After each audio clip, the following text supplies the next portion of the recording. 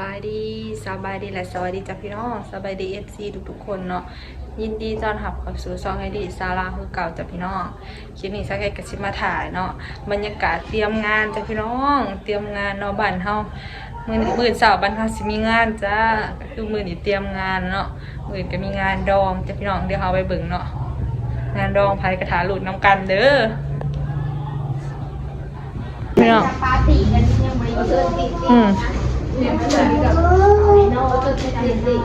เนี่ยพวกมันมาเต้นแล้วก็มาเล่นแล้ว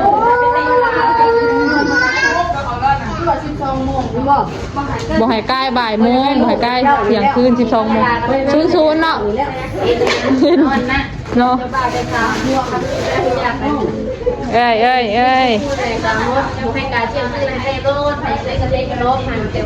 นี่กะวันทำมีงานนะพี่น้องนี่ก็คือเตรียมงานอย่างกระถึกหนึ่งน้องเนาะนี่นะเงินซับเพจเองจ้างานดองภายนอกงานแต่งภายนอกมาถารุ่นทำการจ้ะพี่น้อง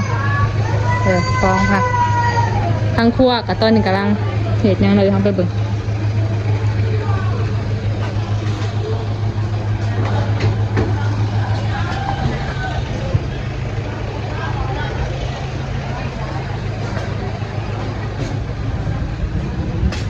มีเบียร์อีกได้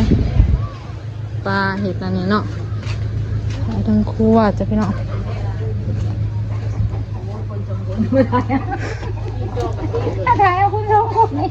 ทั้งครัวเนาะผสมทำนี่ไปอีกบ่ เต้ากับขักเนาะเต้ากับขักเอาเรียนกันก็คือพอครัวเนาะ พอเท่าก็ พอครัว พอเท่าทั้งพอครัวเนาะทั้งพอเท่าพอเค็มเหมือนจะเพาะ บอกหน้าเท่าไหร่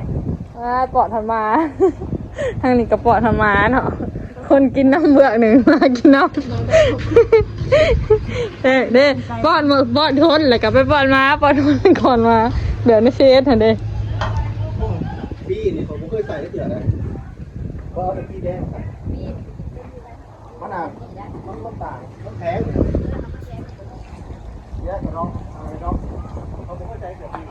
อันนั้นก็จะกับตีไก่นะพี่น้อง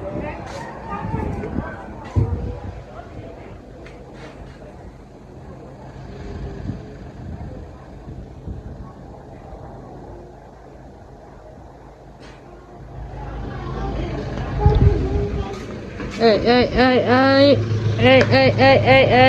ตีนาหน่อยปลาให้น้องกันนะครับเที่ยงเรียนบนต้นอยู่มาบอกนอนลายนอนที่รอ พี่น้องเดี๋ยวตามมานั่งเลยจะเตรียมงานจ้าพี่น้องมันกำลังแกะอันกระเทาะกระเทียม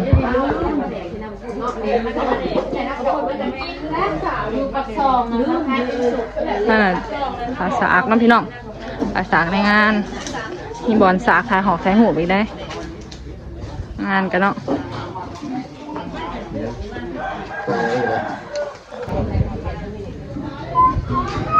เอ้ยห้องเพลงคนฟังในลืมโทรศัพท์3 ทีในเป็นจีน่าหัวน้องเนาะฮะลาบไก่ง่วงน้องพี่น้องภาษาทารุ่นมืออื่นสาวนอภัยคือเจ้าสาวงานก็เตรียมงานพอ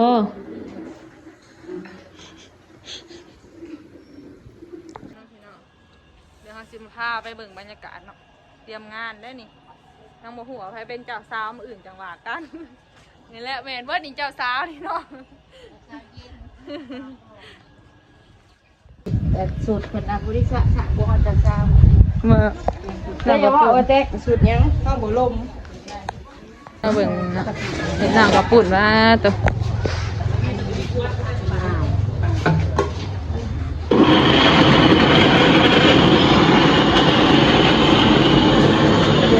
เตรียมงาน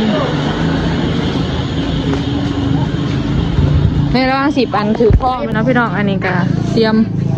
อันเต้นวางหับแขกเนาะมันผ่านอันนี้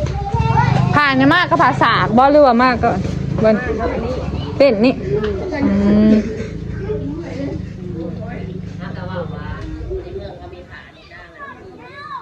นี่เห็นบอกง่ายได้บีนะมีเนาะผ่าซีอันทะเลวิวต้าอันนี้ระบาดนะเพื่อนตอนนั้นมันคือจเป็นจำของมันย่านทางลูกมันนี่เบิ่งสูงติมันบลงไม่ใส่คือขาใส่คือขานี่แล้วพุทธมาซื้ออุ้ยว้าโตจะเห็นยังไงนะโตหมุนเลยเย็นนะพี่น้องตัดผ่ามาตอนเล่นกันนะครับเตรียมงานกับเกือบป่าเกือบ100%แล้วเนาะเดี๋ยวพามาเบิ่งผ่าสร้างอันนี้ก็เจ้ากำลังจัดวงดนตรีนะองค์ดนตรีกับแบบใหญ่เด้อ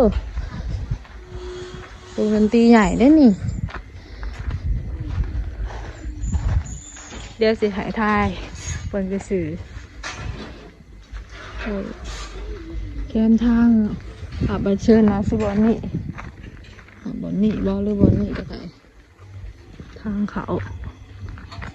นี่ก็ตอนนี้กำลังเตรียมวงดนตรีเนาะงานกันนะเรียนสักแค่นี้แล้วพี่น้องเมื่อเราบอกมอนี่นี่สิเมื่อแล้วเมื่อเราขึ้นเพื่อนใหญ่เด้อไปใส่ขึ้นไปนอนแม่มันเด็กเลยเท่านี้นอนนี่นอนใช่ครับอยู่เมื่อนตัวผู้ตัวยางเมื่อผู้เดียวนะเนาะตู้ต่างกับประมาณจะสูตรแล้วพี่น้อง40ผู้ประจักษ์จะได้กับบริณาบเนาะ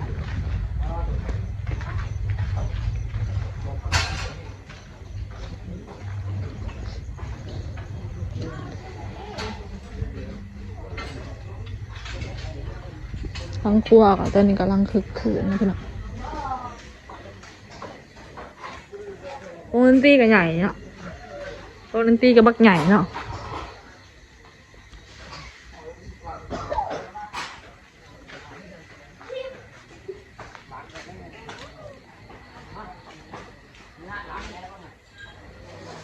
ไปสิพามาเบิ่งทั้งครัวพี่น้องตอนนี้ก็กำลังครัวซิซอยซิเอาไปเดียวเอาออกไปเดียวเดี๋ยวสิพามาเบิ่งหน้ากับปุ่นนะพี่น้อง2หมอแบบจุกๆเลยโอ้ตอนนั้นกระทั่งคุณน้ำเนาะว่ามันกระสีหกกลิ่นไปจุลุเลยกลิ่นหอมปวดหอมเลยเนาะนี่มาเบิ่งหมอตัวนี้เนาะ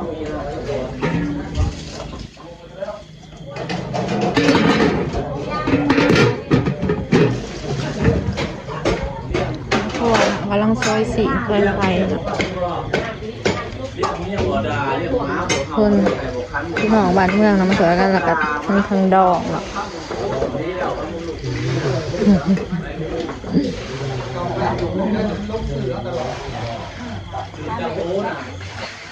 มาเลย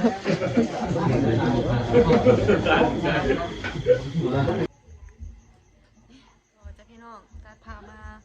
ตอนเสาร์ของมือถัดมานะพี่น้องนี่เนาะตอนนี้ก็เป็นเวลาตี 2แล้วพี่น้องลูกมา1เขากำลังสาวเนาะเดี๋ยวสิถ่ายให้เบิ่งลูกมา2คนจะพี่น้อง1เขา2คนเนาะพี่น้องจ้า1เขาตื่นตั้งแต่ตี 1เนาะ2คนลูกมา1เขาดังไพ่หลุดบวบๆแล้วข้างก็ได้2หัวจ้ะพี่น้องเบิ่งข่าวกันยังเรื่อยตั้งว่า3 4 5กระซ้ำไอ้แต่อันป่าเรามาสอยเนาะบ้านนี้เมื่อกี้2คนตื่นมาเพราะว่ายุเจ้าว่าเจ้าชิมากับเห็นเจ้ามาลีห่อไว้แล้วก็พอเจ็บท้องจะเพิ่นถือขวดกินแล้วเนาะห้องว่ามันห้องอร่อยจ้ะเขาหนังน้ำเตรียมงาน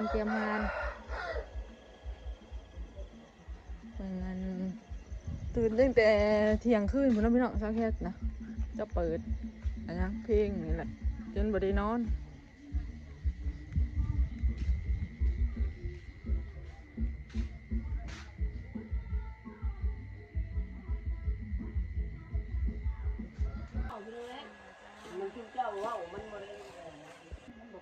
พ่อไม้นะโทรแจ้งมาแล้ว